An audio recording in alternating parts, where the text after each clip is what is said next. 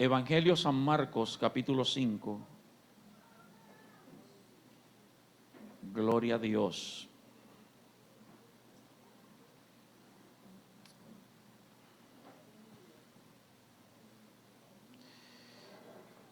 Ese Evangelio San Marcos, capítulo 5, nos habla de una historia que es bastante conocida por nosotros.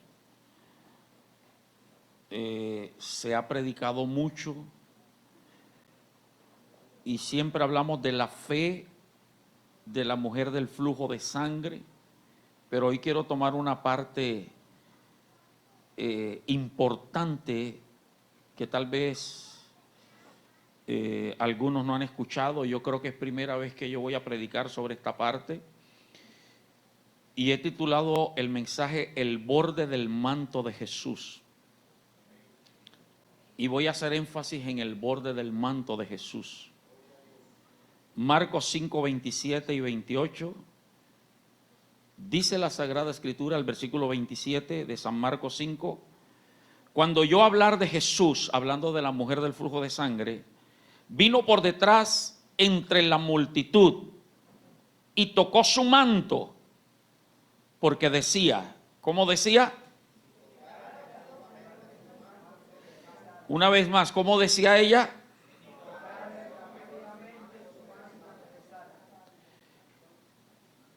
No es que ella se estaba limitando a tocar siquiera el borde.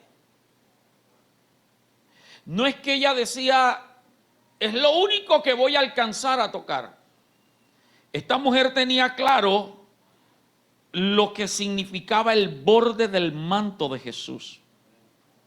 Ella no aspiraba a tocar el manto, sino el borde del manto. Ella no aspiraba a tocar cualquier otra parte de la vestimenta de Jesús, ni la mano siquiera de Jesús. Ella nos enseña que en el manto, el borde del manto, había algo poderoso. Amén. Empiezo recordándote que Jesús era un rabino. Mucha gente lo llamó rabí, rabino. Nicodemo lo llamó rabí, rabino.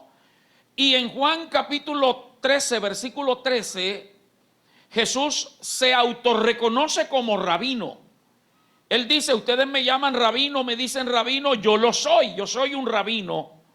Ahora, ¿qué era un rabino? Recordemos hoy, para los que no saben, aprendan, era un término de honor que se concedía a la gente sabia y estudiosa de la ley mosaica y de la Torá. Eso no era para cualquier persona. Era para la gente más sabia y entendida, a la que se le daba el título de poder enseñarles a otros la Torá, es decir, los 5 primeros libros de la Biblia y las profecías. Y Jesús no es que simplemente se dedicó a ser carpintero ayudando a su papá a los 30 años. Él también se preparó como maestro, como rabino, y a él se le dio ese título para que enseñara a los judíos.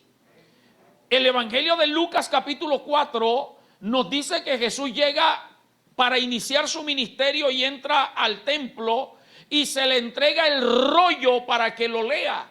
Y es donde lee el libro del profeta Isaías, donde dice: el Espíritu del Señor está sobre mí por cuanto me ha ungido. Para que le hayan entregado a Jesús que leyera el rollo de Isaías, es porque los principales que estaban allí, los fariseos, y todos lo reconocían como un rabino. Amén. O sea, eso no fue casualidad ni que él dijo, denme el rollo. La gente lo reconocía, eso no se le daba a nadie. Así como los pastores de las iglesias tratamos de ser cuidadosos y no darle el púlpito a cualquiera que aparezca. Así lo hacían los fariseos, los saduceos, los escribas, los sacerdotes de aquel tiempo. Ahora, no es que Jesús andaba con una credencial mostrando y diciendo, soy un rabino. Los rabinos tenían una vestimenta especial. O sea que todo el que los veía sabía que eran rabinos. Por orden de Dios, ellos se vestían de una manera diferente. Y entre toda la vestimenta estaba lo que hoy conocemos como el talí, que es esto que usted ve aquí. Talí. Esto se lo colocaban en los hombros y guindaba. Ahorita vamos a hablar un poco de eso. Ahora, la tradición hebrea, escúcheme, esto no está en la Biblia, es tradición hebrea, y los sabios hebreos dicen que cuando Moisés recibió las tablas de la ley en el monte Sinaí, fueron tantas y tantas leyes, tantos preceptos que recibió, que Dios le dijo: ordeno que el pueblo los retenga y los guarde. Moisés le dijo: ¿y cómo ellos van a hacer para retener y guardar todo esto? Eran muchas, eran 613 preceptos bíblicos. Y tenían que aprenderlo, memorizarlo, por lo menos recordarlo. Y Moisés, según la tradición, le dice a Dios: ¿cómo van a lograr hacer esto? Y entonces allí donde Dios le dice: tienes razón, te voy a entregar el talit, y en el talit está lo que se conoce como, perdónenme los que saben hablar hebreo aquí, si pronuncio mal, el tzitzit sit. ¿Qué es el tzitzit sit? Son los flecos estos que usted ve aquí. Esto no está allí como adorno, esto no está por estar, esto tiene una razón de ser. Amén, ¿está conmigo todavía? Entonces, entendamos, ahorita sigo hablando de eso, ¿por qué esta mujer anhelaba tocar el borde del manto de Jesús? ¿Qué era lo que ella buscaba? ¿Qué era lo que ella quería? Cada letra hebrea tiene un valor numérico, y la suma de esas letras daban un total. O sea, cada palabra tenía un valor numérico, cada letra tenía un valor numérico, y la suma de las letras de la palabra daba un total. Mire lo que Dios, según la tradición, le dice a Moisés. Escúchame, esto es para simplemente información. El tzitzit, que son los flecos estos, suman 90 en número. Luego Dios le habló del lud, que suman 10. El tzatik suma 90. El lud suma 10. El taf suma 400. O sea que lo que te he mencionado aquí suma ¿cuánto, hermana Adela? 600. La hermana Adela llevaba la cuenta. Pero resulta que la tradición completa, los preceptos eran 613. Lo que esta mujer, ahora, usted ve aquí,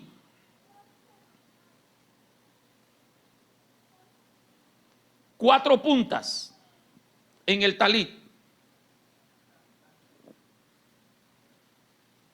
4 puntas. Y cada punta tiene 6 nudos. ¿Ok? 6 nudos. Y ahí va sumando lo que esta mujer quería tocar. Todos los preceptos, escúchame. Lo que ella tocó no fue el manto, sino el borde. Estos flecos, esto que se conoce como el tzitzit. Lo que ella quería tocar era la plenitud de Dios. Porque esto representaba el total de los preceptos y mandamientos de Dios sumados en estos flecos. Ella no hizo esto por casualidad. Ella sabía que si tocaba la plenitud de Dios, del Dios Todopoderoso, el milagro que los médicos no habían podido hacer, la grandeza de nuestro Dios lo podía hacer. Y yo creo que nosotros tenemos que aprender hoy que usted y yo sí podemos tocar la plenitud y la grandeza de Dios. Y lo que hasta aquí los médicos, la ciencia, el hombre no ha podido hacer, yo creo que en esta noche nuestro Dios lo va a poder hacer. Amén. Aleluya. Ahora escúchame, en segundo lugar, te decía que estos flecos se conocen como el tisit. En las 4 puntas hay un fleco de estos, 4 y 4. ¿Sabe lo que esto representa para el judío? Los 4 puntos cardinales de la tierra. Lo que indica que nuestro Dios es Señor de los 4 puntos cardinales de la tierra. Lo que implica que Dios es el Señor sobre toda la tierra. Y ella, con ese entendimiento, quiere tocar al Dios que es dueño de los 4 puntos cardinales de la tierra. Entonces, hermano, yo creo que hoy usted y yo vamos a tocar la omnipresencia de Dios, porque creemos que Él está en esta noche, en este lugar. Y si Él está aquí para bendecirte, para sanarte, para liberarte, para restaurarte. Si esa mujer lo creyó, yo también lo creo. Mi Dios es el Señor de los 4 puntos cardinales. Muestra su omnipotencia, su omnipresencia, su grandeza, y lo que Él va a hacer es soberano en nosotros. Entonces, corrijo, son 4 flecos. Cada fleco tiene 8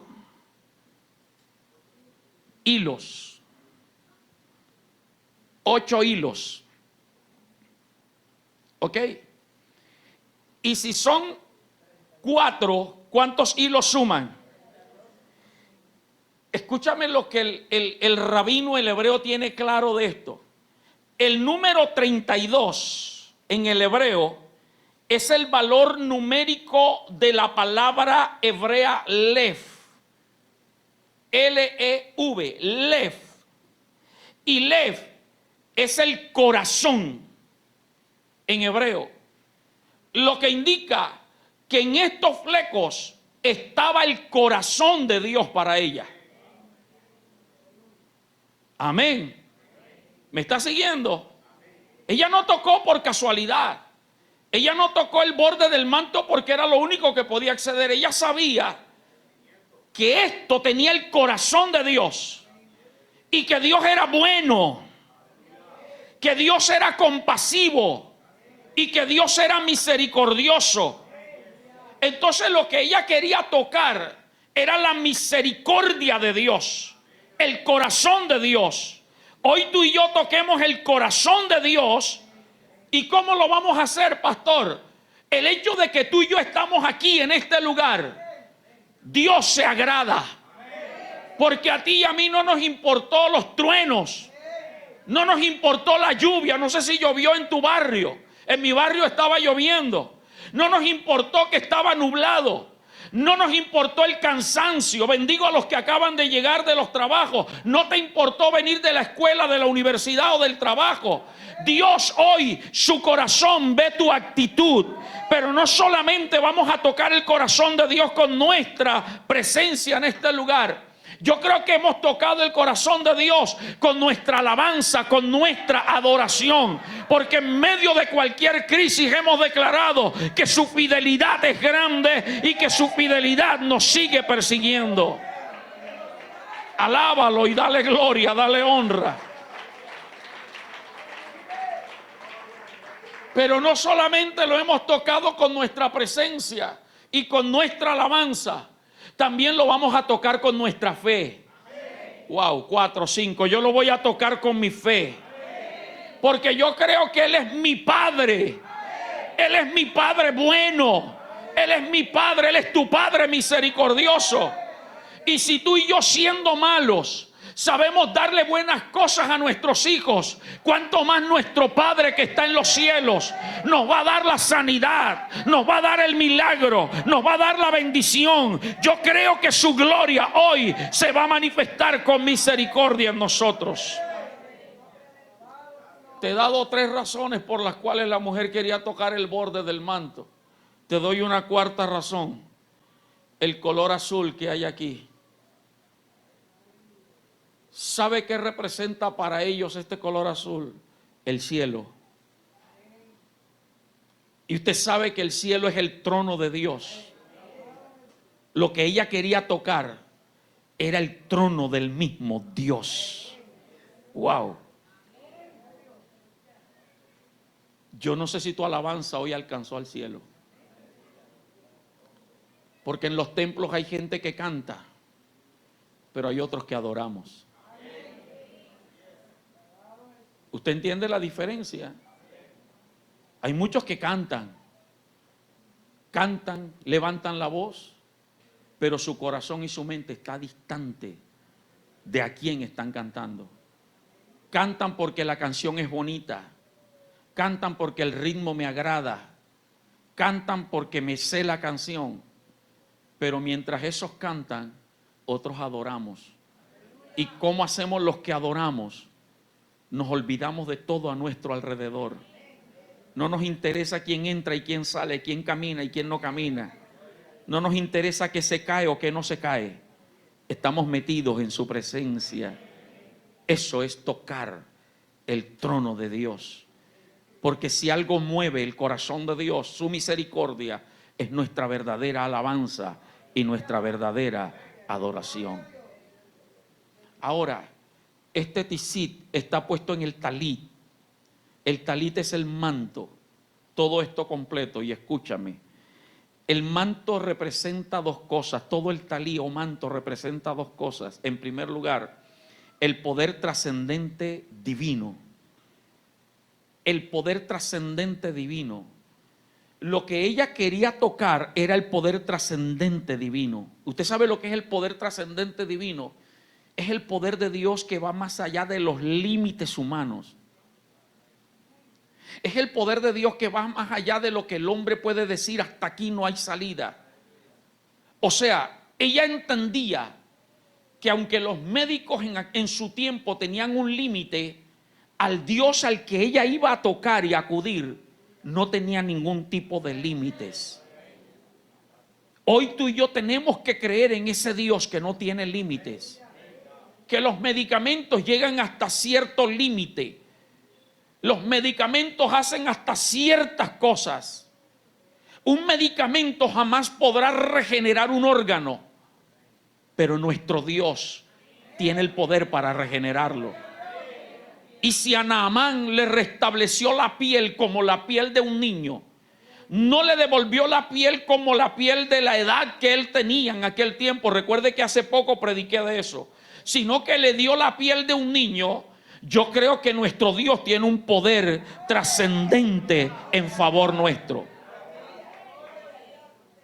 Y también el talit o manto representa el poder penetrante divino.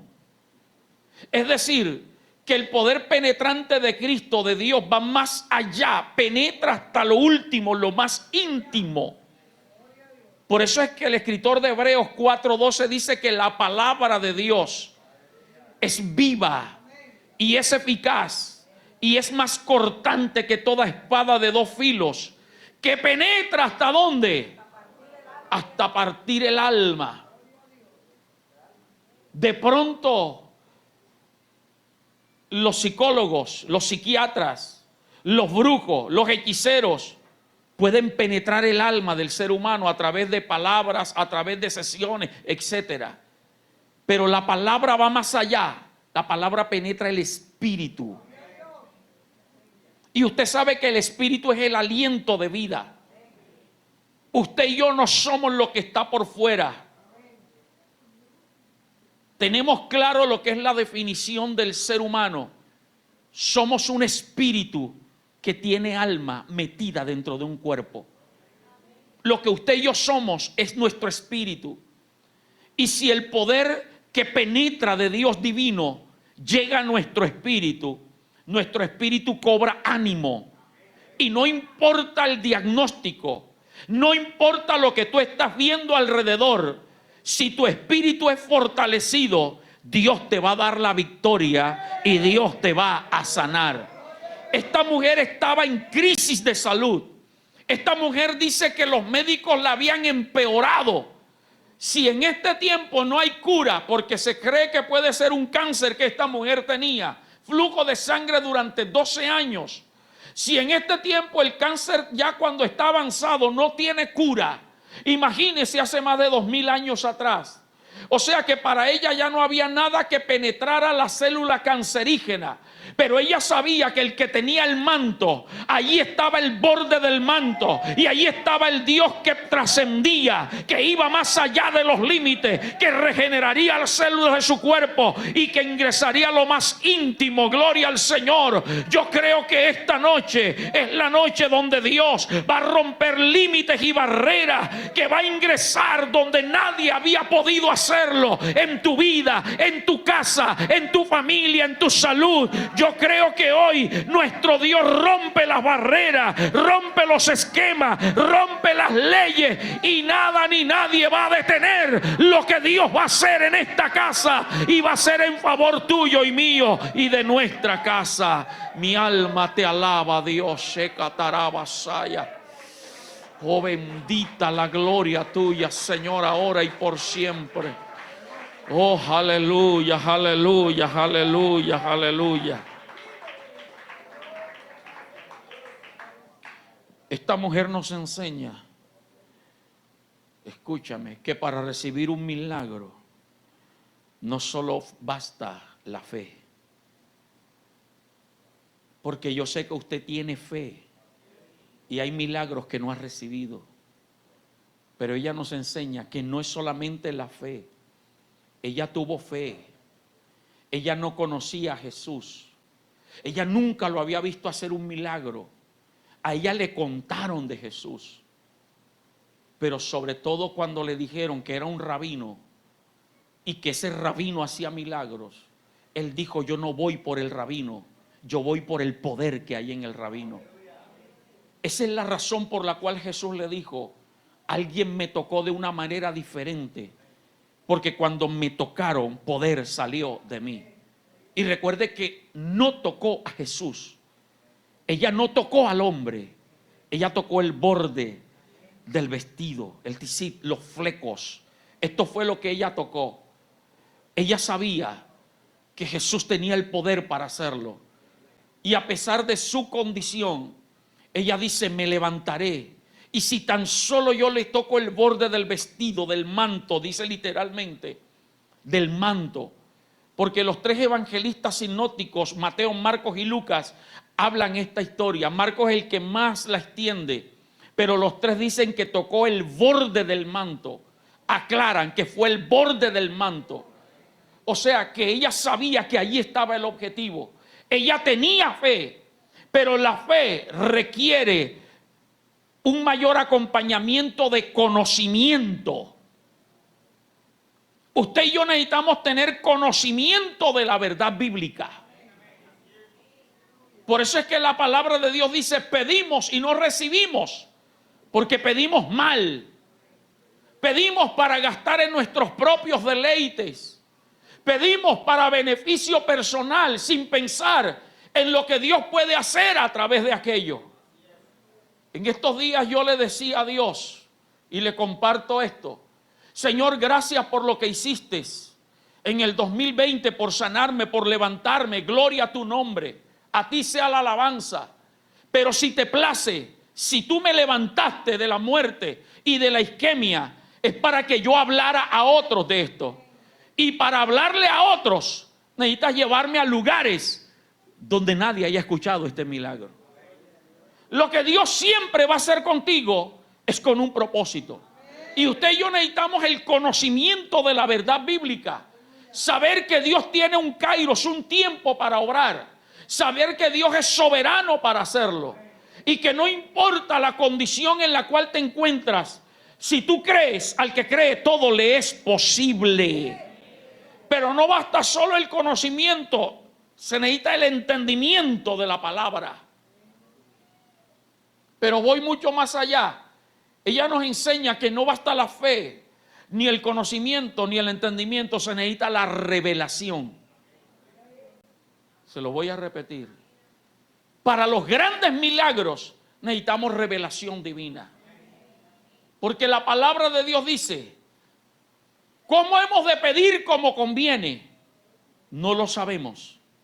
Pero el Espíritu de Dios intercede por nosotros. O sea que el que sabe lo que ya el Padre te ha concedido es el Espíritu de Dios. Y aquí le voy a recordar, no sé si lo he mencionado, pero le voy a decir algo que Dios nos enseñó a través del apóstol Rolando en el intensivo. Para mí fue algo sorprendente, hermano. A mí me rompió la cabeza muchas cosas de las que Él nos enseñó. Tú y yo somos propósitos de Dios. Amén. Los espíritus son de Dios. Lo que tú y yo somos es el espíritu. Y cuando Dios metió el espíritu en el vientre de mamá, tu espíritu y mi espíritu no nacen como niños, ya ellos son adultos.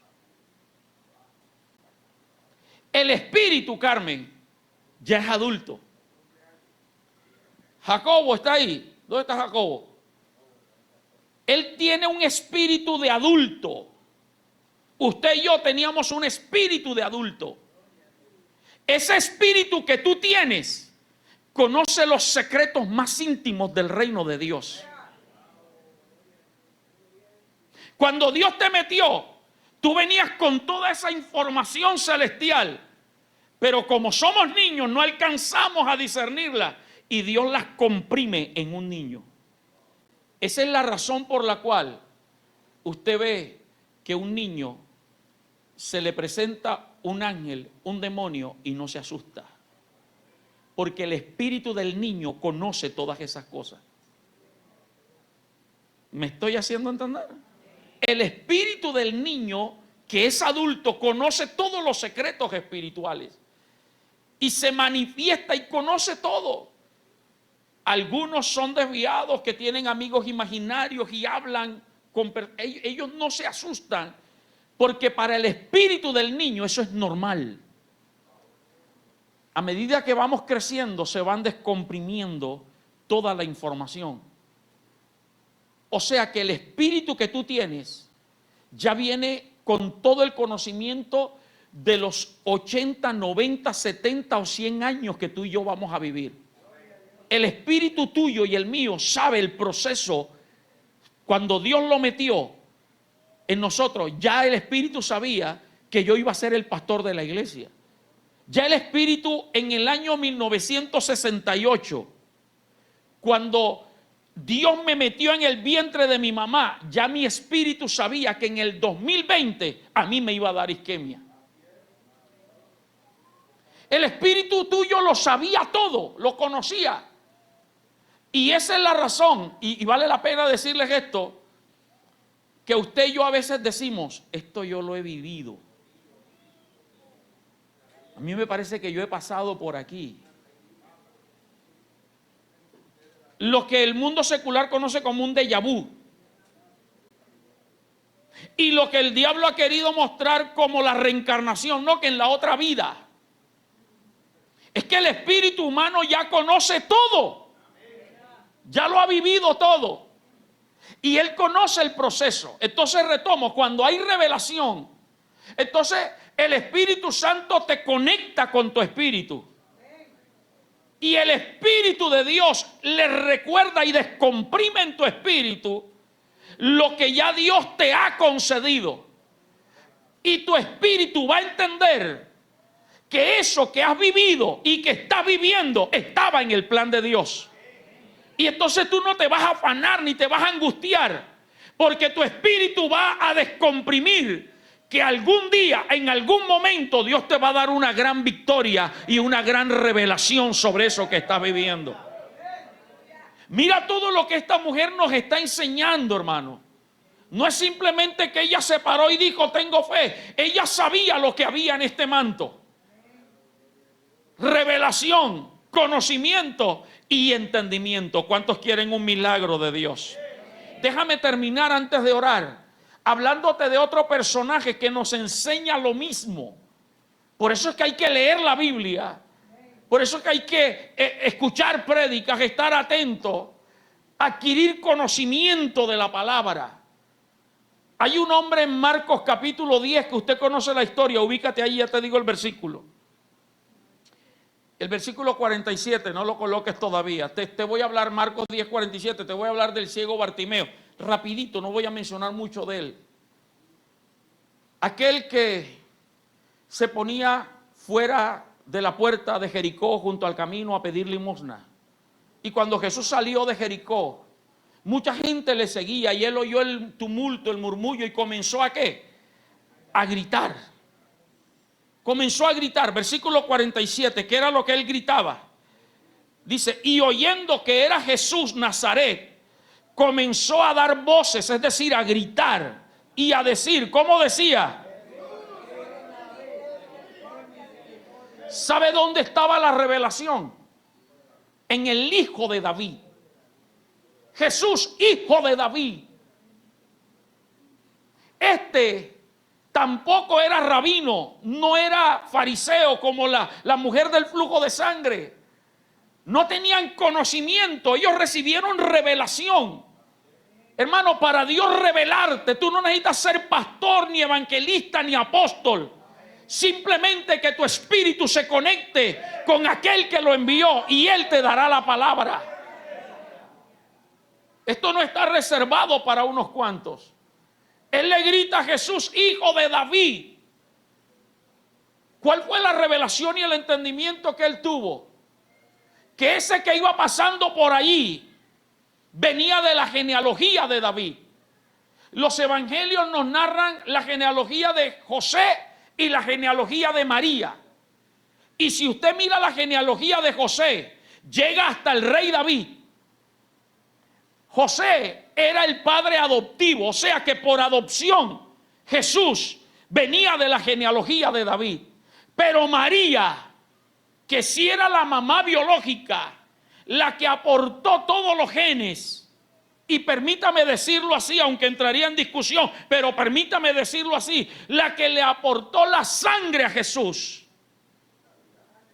O sea que por sanguinidad Jesús venía de la descendencia del rey David.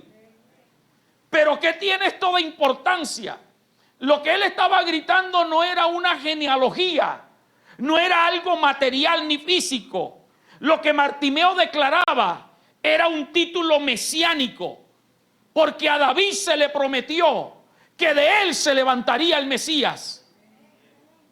Esa fue la revelación que Bartimeo recibió, que ese que estaba pasando por allí era lo que se había profetizado, el Mesías, el único que podía libertarlo de la cautividad de la ceguera en la que se encontraba. Porque Mesías quiere decir libertador. Por eso él lo llama Hijo de David. Reconozco que tú eres el Mesías. Yo creo que hoy es noche para clamar al Mesías libertador, que hoy te puede sacar toda cadena, romper toda maldición de enfermedad, romper toda maldición y toda cadena de tu familia, y toda maldición y toda cadena de tu finanza. Yo creo en un Dios que puede hacer milagros. Póngase de pie, por favor. Padre, aquí está tu iglesia.